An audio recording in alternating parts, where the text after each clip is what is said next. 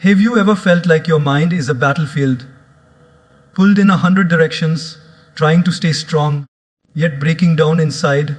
The world teaches us how to build careers, how to win arguments, how to chase success. But no one teaches us how to stay centered when everything outside us is falling apart. Today, I will share with you something powerful, not from a book, not from a theory, but from the silent whispers of life itself, the art of finding unshakable inner balance through God's wisdom. In this modern world, balance has become a rare luxury. People appear happy but are secretly drowning in anxiety. We smile outside but storms rage within. We scroll endlessly, talk constantly, yet feel emptier than ever. Why? Because we've lost our connection with the divine source of peace. We are trying to fix the inner world by rearranging the outer world. And it never works. Real balance doesn't come from a better job, a better phone, or even better people. It comes when we align our life with higher purpose, spiritual discipline, and divine understanding. Today, I'm not here to give you motivation that fades in a few hours. I want to leave you with principles that anchor your soul, ignite your purpose, and teach you how to walk through storms with the stillness of a monk. This is the secret to unshakable inner balance, and it begins not outside you, but within and above. There is a silent power in the present moment that most of us overlook. We spend so much of our lives caught between what happened yesterday and what might happen tomorrow that we rarely pause to experience what is unfolding right now. The mind is like a restless traveler. It keeps shifting, wandering from one thought to another, chasing illusions, analyzing the past, or worrying about a future that hasn't even arrived. But in doing so, we lose the essence of life. And that essence, that treasure, that secret to unshakable inner balance, lies in anchoring your mind in the present. Think of it this way. Imagine you are holding a glass of water, and someone comes and starts shaking your hand violently. The water spills. The more your hand is shaken, the more difficult it becomes to keep the water steady. That's how life is. The glass is your mind. The water is your peace. The shaking is the external noise of life. Expectations, stress, people's opinions, past trauma, future fears. But if your hand is still, the water remains undisturbed. That stillness is what the present moment offers us. The world may still shake around you, but if you are rooted in now, your peace does not spill. Let me give you a simple example. Suppose you're sitting at dinner with your family, but your mind is not there. You're thinking about the meeting tomorrow, the mistake you made in a conversation last week, or maybe even what someone said to you on social media. Physically, you're present, but emotionally, you're absent. You miss the warmth of the meal, the laughter of a child, the tired but loving eyes of your parents, the comfort of home. And then one day, you look back and say, where did all that time go? That moment, when you were surrounded by everything that matters, was never truly lived because your mind was somewhere else. We often say, I wish I could find peace, or I wish I could be happier. But the truth is, peace is not something you find. It's something you feel. When you stop looking for it everywhere else, and instead learn to be here, fully now. Have you ever watched a sunset? When you're truly watching it, not taking pictures, not scrolling your phone, not thinking about your to-do list, just watching, you feel something shift inside you, a certain silence, a calmness. That is the power of being in the present moment. The divine doesn't live in the past or future. The past is gone, it's a shadow. The future is unborn, it's a dream. But this moment right now is a gift. That's why it's called the present. Every breath we take is a blessing. Every heartbeat is a silent reminder that life is still with us. When you become conscious of this, your heart slows down, your stress melts, and your inner chaos begins to settle.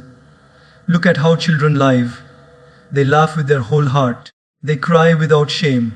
They don't fake emotions or plan 5 years ahead. They play, they explore, they fall and rise again, completely immersed in the now. That is why their happiness is so real, so raw. Somewhere, as we grow older, we trade this spontaneity for overthinking. We replace wonder with worry. And slowly, we disconnect from the joy of being alive.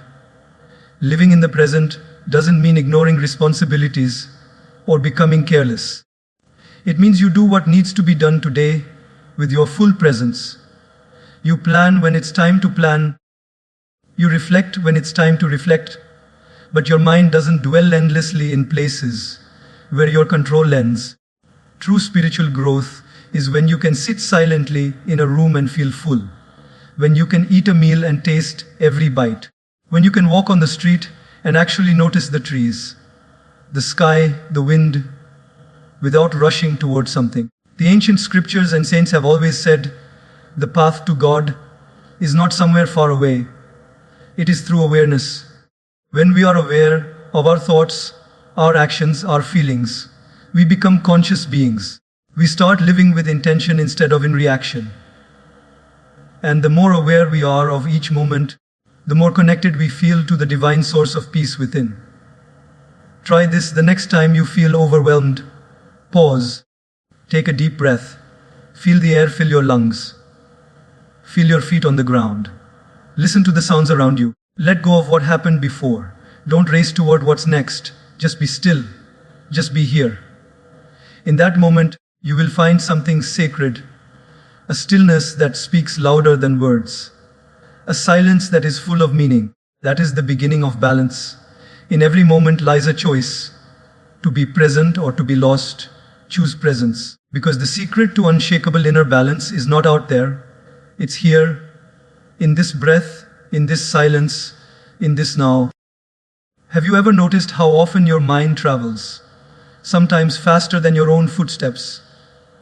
You could be sitting in a quiet room, but your thoughts are roaming through a painful memory from 3 years ago, or anxiously jumping ahead to something that might never even happen. We've all done it. The truth is, most of the inner chaos we feel doesn't come from the situations in our lives. It comes from where our mind chooses to sit, and most often, it's sitting either in the past or in the future. But peace, true peace, lives only in one place, the present moment. Imagine your mind like a bird. If the bird keeps flapping its wings wildly in every direction, it will soon tire, lose its rhythm, and possibly crash. But when the bird flies steadily, focused with grace, it goes farther, stronger, and with far less exhaustion. Our thoughts are the same. The more we let them wander, the more tired we become, not physically, but emotionally and spiritually. This is why anchoring your mind in the present is the first secret to inner balance. The mind is powerful, but it is also easily distracted. We must become the master, not the slave of our thoughts. Let's take a simple example from daily life. You're at dinner with your family. Plates are full, people are talking, but your mind is elsewhere. On that one email you haven't answered, that comment someone made 2 days ago, or the big meeting tomorrow morning. You smile, you nod, but you're not there. The present moment is rich, but you're missing it. What's happening here is not just disconnection from people, but disconnection from yourself. That dinner could be a memory, a moment of laughter, or a simple pause from the rush of life, but it's gone. And if this keeps happening day after day, we don't just lose moments. We lose life itself. Because life doesn't happen in yesterday or tomorrow. Life is happening now. Many people say they want peace, but peace isn't found by escaping life. Peace is found by engaging fully in the now. God has placed our power in this very moment. You don't have power over what already happened. You don't have control over what's coming. But you do have influence over what you choose to feel, think, and do right now. That's where transformation begins. One of the reasons we struggle to stay present is because the world we live in rewards busyness. We feel productive when our minds are constantly juggling 5 things. We believe overthinking means we're being responsible. But overthinking is like running on a treadmill. You're moving a lot, but you're not going anywhere. Staying present doesn't mean you stop caring about what's ahead. It means you stop losing yourself in what you can't control. It means you ground yourself so deeply in the now that you carry strength into the future rather than fear. Let's take another example. A student preparing for exams is overwhelmed by the pressure of results. She's not just studying, she's imagining what might happen if she fails, what others will say, how her future could be ruined. This constant forward projection drains her before she's even reached the exam room. But imagine if she took a breath, focused only on today's revision, respected the process, and left the rest to a higher force. She wouldn't just perform better, she'd walk lighter. This is what anchoring in the present looks like. It doesn't mean ignoring the future. It means not drowning in it. God has gifted us with one breath at a time. Yet we try to inhale the next day's worries while still holding yesterday's regrets. No wonder we feel suffocated. If we could simply learn to inhale this moment, to listen deeply when someone speaks, to walk without rushing, to eat without the phone in hand, to sit with ourselves without judgment, we would find a new strength rising from within, a stillness that no external chaos can disturb. Now think about the trees. They don't worry about autumn when spring is blooming. They don't mourn the fallen leaves when new ones are arriving. They are fully in tune with the season they're in. That is why they flourish naturally.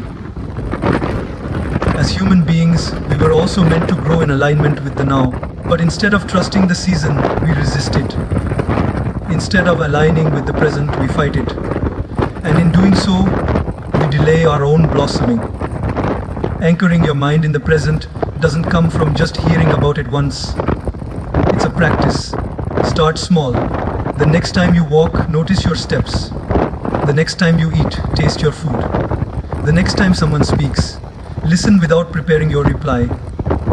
Every time your mind runs, gently call it back. Like a parent calls their child safely home.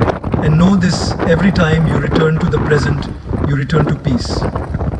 Because the present moment is not empty. It is full. Full of life, full of guidance, and full of the presence of God. When your mind rests in the now, your soul begins to hear what it was too busy to receive before. That is where inner balance begins. Not in changing your whole life, but in changing where you place your awareness. The mind, when anchored in the now, becomes your greatest friend. And in that friendship, you will find a balance so deep, it will carry you through every storm life throws your way. When we talk about anchoring the mind in the present, it may sound like a simple idea, yet it's one of the most profound spiritual practices that lead to true inner balance. Most of our suffering comes from either dwelling on the past or obsessing about the future. But life is not happening in the past or the future. It's happening right now, in this very moment. And if we miss this, we miss everything. The mind, by nature, is restless. It jumps from one thought to another, like a monkey swinging from tree to tree. One moment, you are remembering something painful that happened years ago, and the next moment you're fearing something that hasn't even occurred yet. This constant mental time travel takes away your ability to be calm, peaceful, and focused. But what if we could bring our mind back home, into the now? Think about a student preparing for an exam. He sits with his books open, but his mind is filled with thoughts like, what if I fail? Or, why didn't I study last week? These thoughts are not helping him study. They are draining his energy. He is mentally trapped in the past and the future, while the only time he can actually make a difference is now. When you learn to bring your attention fully into the present, you begin to work with your full potential. Your decisions become sharper, your focus becomes deeper, and your inner balance becomes unshakable.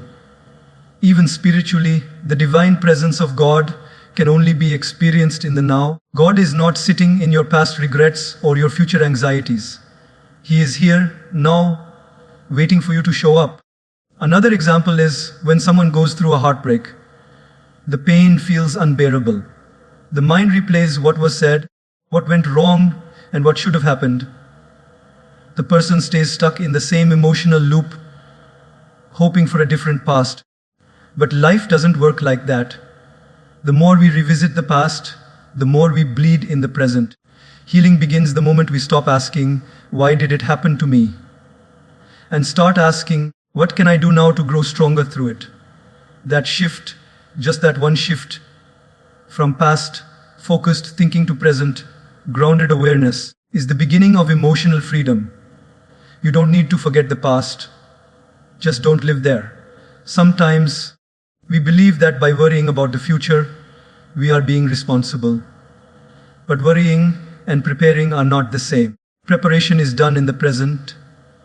Worrying is a useless habit that feeds on fear and drains your peace. Imagine a man who is going for a job interview. He prepares his CV, practices his answers, dresses up well, but instead of staying calm, he keeps thinking, "What if I mess up?" Or, "What if they reject me?" All that anxiety is not helping him. It's weakening his confidence. What he really needs is to trust his preparation, stay rooted in the present moment, and let things unfold. That is inner balance. Mindfulness is not about sitting silently for hours. It's about being fully awake to what you're doing. When you eat, eat with presence. When you speak, speak with awareness. When you walk, be conscious of each step. Slowly, you'll notice your mind becoming less noisy. Peace is not somewhere far away. It's always just a breath away, right here, in the now. The problem is, we keep searching for peace as if it's a destination when it's actually a way of living. When you wake up in the morning, don't let your first thought be about yesterday's problem or tomorrow's task. Pause. Breathe. Feel the gift of life. Express gratitude. Remind yourself, "I will live this day fully," not mentally skip it while thinking about the next. That small ritual can change the tone of your whole day. It's the difference between being dragged by life or dancing with it. The present moment is the only moment where we can change anything. When you live here, fully and mindfully, you carry a silent strength. You become less reactive, more patient, and deeply grounded. That is what it means to anchor your mind. And remember, this is not something that happens once. It's a practice. Every time your mind runs away, gently bring it back. Like training a child, be firm but loving with your thoughts. Say to your mind, "Now, come back, be here." The more you practice this, the more you'll notice your life transforming. Not because the world changed, but because your presence did. That presence, rooted in God's gift of the now, is your real power. It's the secret to peace, the secret to clarity, the secret to inner balance. In the noise of our fast-paced lives, we often overlook a subtle yet powerful force shaping our inner state, our company. The people we surround ourselves with carry energy, influence, and vibrations that can either anchor us in peace or throw us into chaos. Imagine your mind as a quiet room. Now imagine every person you allow into your emotional space as someone stepping into that room. Some walk in with music, some with noise, some with wisdom, and others with conflict. If you keep allowing people who only bring their personal storms into your space, soon your room, your mind, will stop feeling like home. Your inner balance is sacred. It's not something to be tossed around casually, and yet most of us fail to guard it. We're constantly absorbing energies, words, and emotions from the people around us, unconsciously allowing their presence to shape our moods, our thoughts, and even our decisions. This is why the company we keep is not just a social choice, it is a spiritual one. Think of it like this. If you were thirsty, would you drink from a dirty glass? Probably not. Then why do we allow toxic, negative, or emotionally draining people to feed our minds and hearts every day? A spiritually clean inner circle doesn't mean you only stay around perfect people. It means you choose people who are trying to grow, trying to stay honest, trying to connect with a higher purpose, and trying to live with values. These are the kinds of people who, even in their imperfections, uplift your spirit. Let's look at a real life example. Imagine two friends. One always sees the worst in every situation, constantly complains, gossips, and fuels your anger. The other reminds you to breathe, to reflect, to respond with kindness, and to focus on what you can control. Which one leaves you feeling lighter? Which one leaves you drained? Over time, the one who feeds your mind with negativity will exhaust your soul, no matter how entertaining or familiar they are. And the one who reminds you of your values and your connection to something divine will create space for balance and strength in your life. We must become intentional about the emotional environment we live in. A clean inner circle is not about cutting people off with pride. It's about honoring your peace with humility. It's about recognizing that your time, energy, and mental clarity are precious. It's about understanding that when your soul is surrounded by people who speak the language of growth, faith, patience, and wisdom, you naturally begin to transform. You begin to think more clearly. You feel more aligned with the calmness of the divine. You start to make better choices, not because life becomes easier, but because your mind becomes stronger. We clean our homes, we filter our water, we protect our passwords. So why don't we protect our peace? We must start filtering our inner circle with the same awareness. Are the people around you helping you evolve, or are they making you revolve around drama, fear, and ego? Are they drawing you closer to your spiritual center or further away from it? This doesn't mean we hate or judge those who are negative. In fact, we can love them, help them, or pray for them. But we don't have to make them the loudest voices in our lives.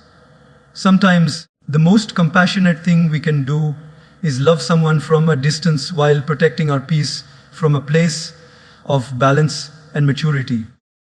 Let's also not forget that being part of someone else's inner circle means we must take responsibility for the energy we bring into their life. Are we spreading calm or chaos? Are we helping our friends connect with peace or drowning them in our own storms? Spiritual cleanliness is not only about protecting your mind, it's about being a source of light for others too. In the end, a clean inner circle is like fertile soil. When you plant yourself in it, you naturally grow. Your faith strengthens. Your reactions soften. Your goals become clearer. Your connection with God deepens. It's not just about staying away from negative people. It's about surrounding yourself with people who reflect the qualities you want to cultivate: honesty, simplicity, compassion, wisdom, and a sincere desire to grow spiritually. The journey to unshakable inner balance isn't a lonely one, but it's not for everyone either. You must walk with those who don't just talk about peace, but live it, seek it, and honor it. When you find those souls, hold on to them, nourish those relationships, and just as importantly, become that soul for someone else. Because at the end of the day, peace is not something we chase, it's something we choose. With the right thoughts, the right focus, and yes, the right people. She walks with purpose, speaks with grace, and stands like a mountain, unshaken by the storms of judgment, opinions, or expectations. She's not arrogant, she's aligned. She's not cold, she's composed. She's not unreachable. She's just on a path few dare to walk. This is not a mindset given. This is a mindset earned. The mindset of a high-value woman. In a world that constantly tries to label women, define their worth through likes, attention, or appearance, a truly high-value woman does not seek validation. She radiates from within. She knows her value is not measured by applause or acceptance. It's measured by how rooted she is in her values, how strong her connection is with the divine, and how unwavering her faith is in herself. She doesn't react to pressure. She responds with wisdom. She doesn't chase love, she builds it within. And above all, she remains untouched, not by isolation, but by inner liberation. Because when your worth comes from God, no human can ever take it away. Today, I'm not here to tell you how to become someone else. I'm here to awaken what already exists within you.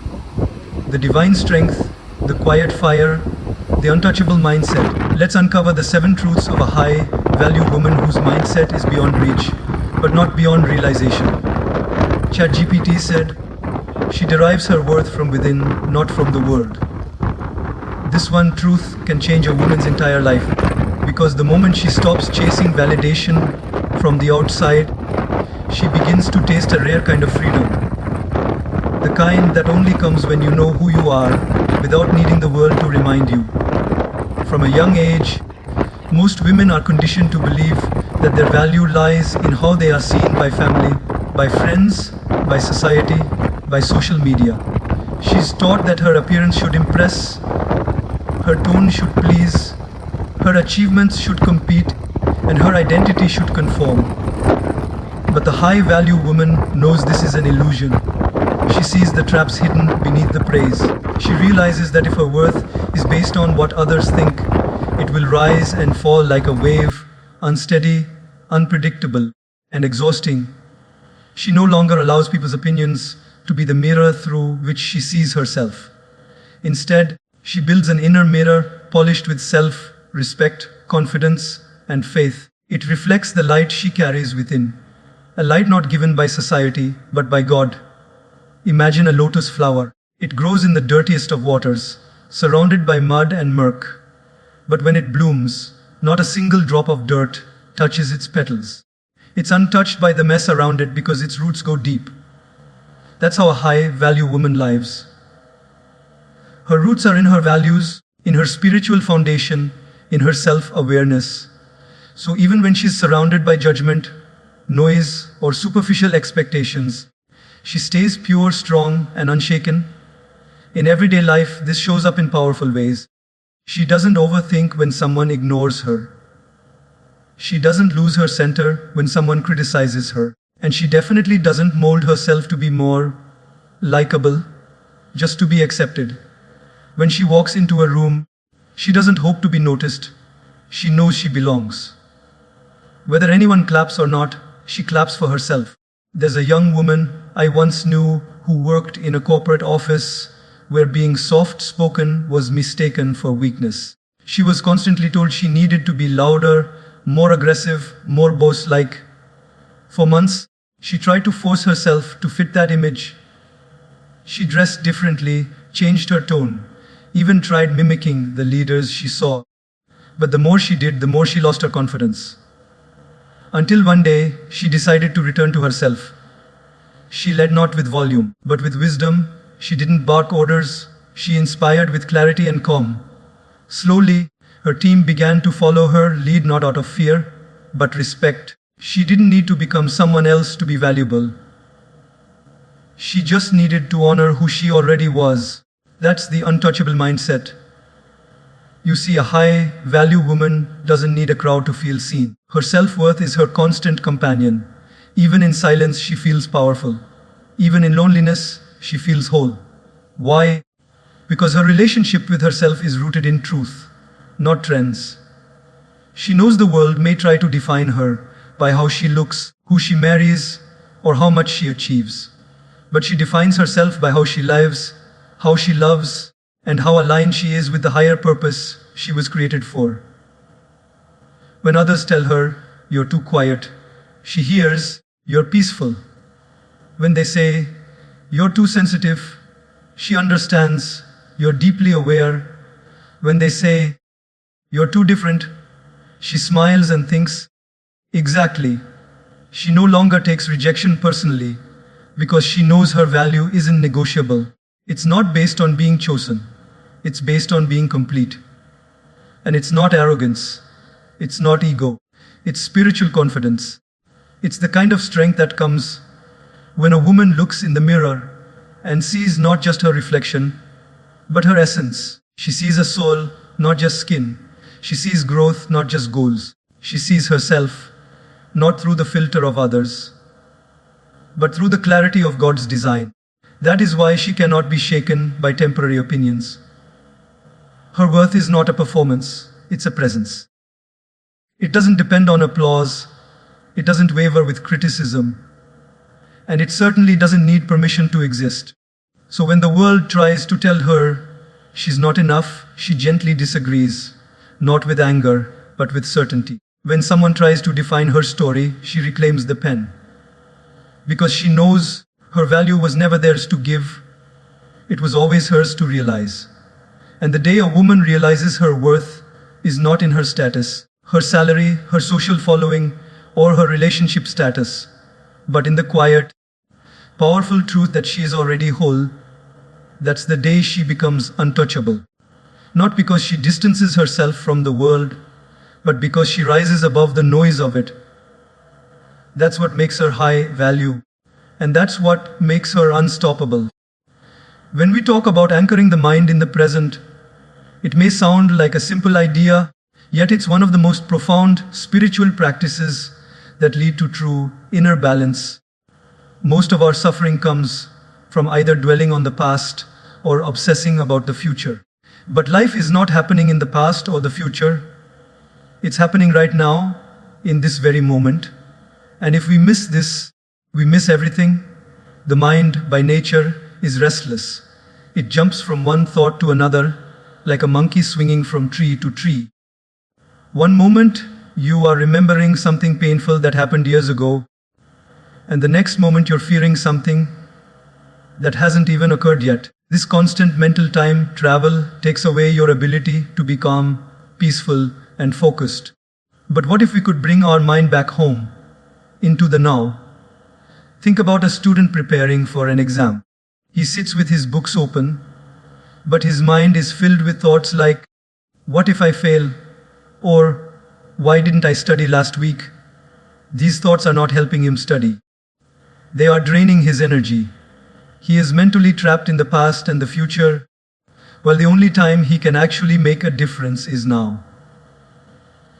When you learn to bring your attention fully into the present, you begin to work with your full potential. Your decisions become sharper, your focus becomes deeper, and your inner balance becomes unshakable. Even spiritually, the divine presence of God can only be experienced in the now. God is not sitting in your past regrets or your future anxieties. He is here, now, waiting for you to show up. Another example is when someone goes through a heartbreak. The pain feels unbearable. The mind replays what was said, what went wrong, and what should have happened. The person stays stuck in the same emotional loop, hoping for a different past. But life doesn't work like that. The more we revisit the past, the more we bleed in the present. Healing begins the moment we stop asking, why did it happen to me? And start asking, what can I do now to grow stronger through it? That shift, just that one shift, from past, focused thinking to present, grounded awareness, is the beginning of emotional freedom. You don't need to forget the past. Just don't live there. Sometimes we believe that by worrying about the future, we are being responsible. But worrying and preparing are not the same. Preparation is done in the present. Worrying is a useless habit that feeds on fear and drains your peace. Imagine a man who is going for a job interview. He prepares his CV, practices his answers, dresses up well, but instead of staying calm, he keeps thinking, what if I mess up? Or what if they reject me? All that anxiety is not helping him. It's weakening his confidence. What he really needs is to trust his preparation, stay rooted in the present moment, and let things unfold. That is inner balance. Mindfulness is not about sitting silently for hours. It's about being fully awake to what you're doing. When you eat, eat with presence. When you speak, speak with awareness. When you walk, be conscious of each step. Slowly, you'll notice your mind becoming less noisy. Peace is not somewhere far away. It's always just a breath away, right here, in the now. The problem is, we keep searching for peace as if it's a destination when it's actually a way of living. When you wake up in the morning, don't let your first thought be about yesterday's problem or tomorrow's task. Pause. Breathe. Feel the gift of life. Express gratitude. Remind yourself, I will live this day fully, not mentally skip it while thinking about the next. that small ritual can change the tone of your whole day. It's the difference between being dragged by life or dancing with it. The present moment is the only moment where we can change anything. When you live here fully and mindfully, you carry a silent strength. You become less reactive, more patient, and deeply grounded. That is what it means to anchor your mind. And remember, this is not something that happens once. It's a practice. Every time your mind runs away, gently bring it back.